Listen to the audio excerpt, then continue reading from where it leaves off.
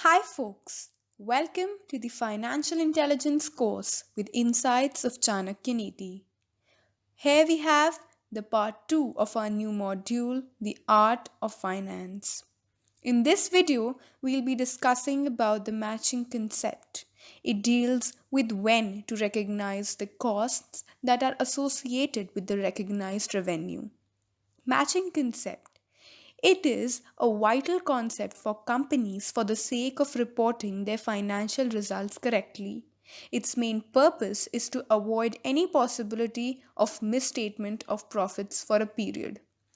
As matched expenses and revenues work under the basic equation of the income statement, where the net profits earned are equal to generated revenues minus incurred expenses. This is because a business cannot generate sales or revenue without incurring expenses like cost for raw materials, marketing expenses, selling expenses, and administrative expenses or other sundry expenses, etc.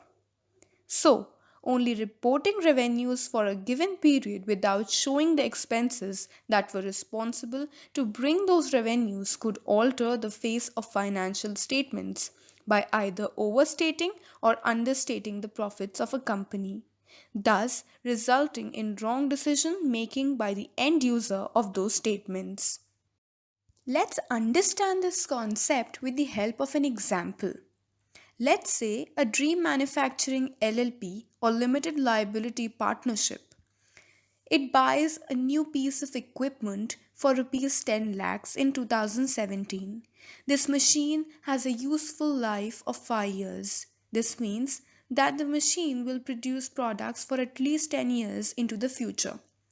According to the matching principle, the machine cost should be matched with the revenue it creates. Thus, machine is depreciated over its 5-year useful life instead of being fully expensed in 2017. Let's take another example. A company has a policy to pay a bonus of 2% on its sales in a quarter to every single sales representative. If the company has two sales executives and each of them secured sales of rupees 5 lakh in the first quarter of the year, each of them earned a bonus of rupees 10,000. As there are two of them, the total bonus expense to be paid by the company would be 20,000. If, for instance, the company paid the bonus in the month of July, which falls in the second quarter of the year, the matching concept requires the company to record this expense in the first quarter and not in the second quarter, because this expense relates the revenues generated in the first quarter. The matching principle applies to service companies as well as product companies. For example, a consulting firm. It sells billable hours, meaning the time each consultant is working with the client. Accountants still need to match revenue, billable hours, and expenses, including market costs, costs on materials, research, and so on. So, as per great Guru Chanakya, he who has wealth has friends.